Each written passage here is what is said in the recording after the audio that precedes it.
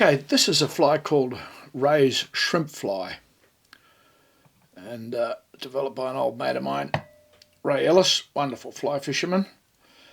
And I'm going to start out just by putting a slight bend in the shank of the hook, like so. Tie that in here. I'm going to tie a tan version using tan thread. Build a bit of a base of thread. Then I'm going to use some of these lead twist-ons to build up a lead underbody. And this fly is designed to sink hook point up. I just lay this along the shank here. Tie it in on this side. Plenty of weight so it gets down quickly. It's actually a fairly quiet fly on the touchdown. Bend that forward.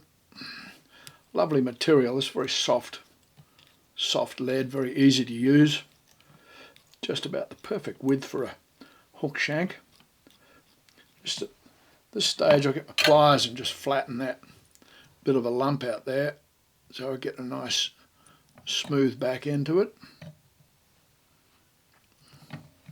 like so. Take the thread forward, bend that back again.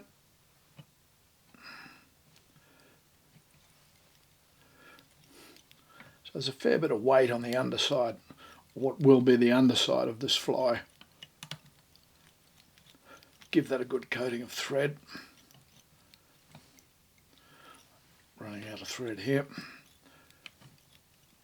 like so.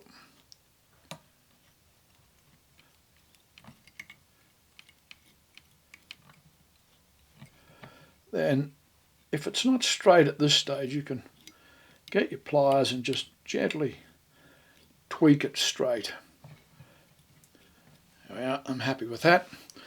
So the next part is to add the wing. Synthetic material. This is, gee, I don't know, I used to call it super hair. I think it's ultra hair these days. It comes in all sorts of different names. Lovely, sparkly, synthetic material. Done at about 2.5 times the length of the hook shank. Like so. About in the middle of there. Okay, then I'm going to take some wraps behind it. This is about the hardest part of the fly, I think, getting those wraps in behind there to try and cock that wing up to hold it in position. Now, being such a slippery material, I'm actually going to set this wing with super glue. Okay, I'll just finish that binding there. And the super glue will cock it in position and stop the bindings coming undone. There's a little bit in there, in around the base of it. Being such a slippery material, it can, you can add a lot of bindings to hold it in place. That should cock up nicely now. A couple of strands of crystal flash.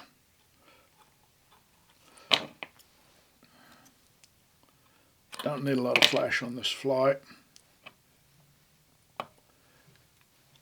Tied in at the base there. Trim to length, like so. Now, 2 sets of crustacean eyes, or 2 eyes, sorry, not 2 sets, that would be 4 eyes. And try and find these so that they're the same size. Here we are. Tie in one this side with the actual eye being just slightly longer than the eye of the hook.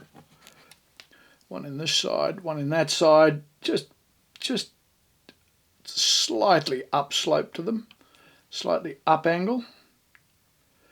But you're going to bend them into position anyway once they're tied in.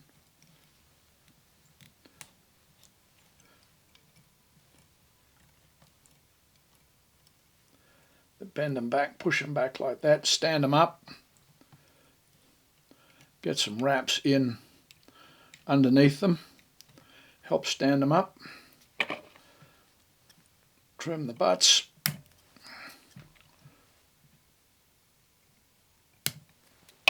like so. Now I'm going to get some rubber legs. Just a single strand of this will do.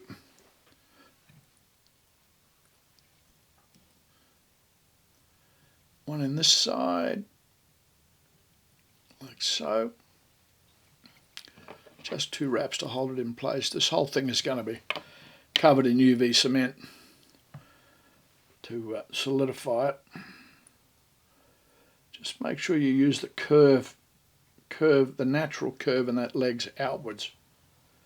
This helps set them in that good X shape. Trim them off. You can trim them to length a bit later.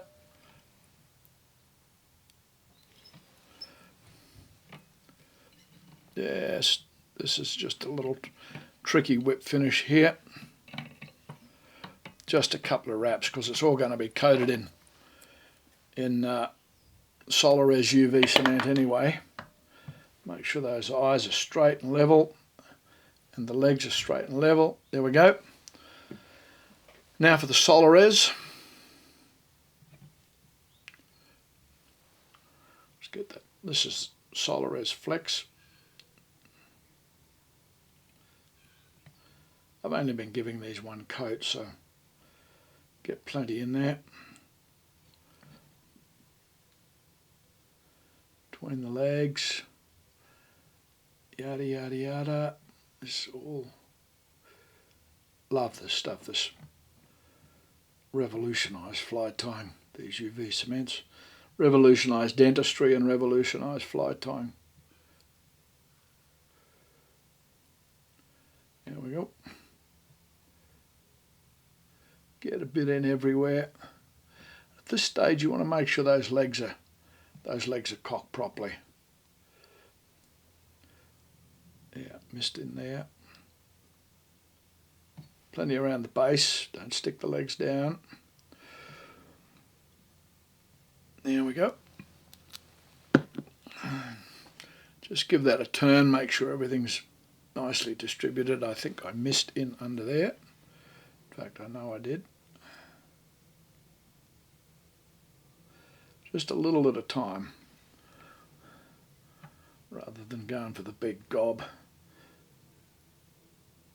I'm just going to rotate that for a minute just to get it evenly distributed.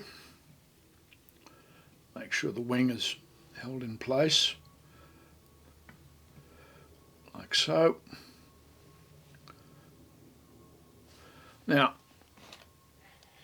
I gave up on the old UV torches. I got a Japanese mate of mine to give me a 240 volt bulb. Get my hand out of that, like so. Give it plenty, set it in place.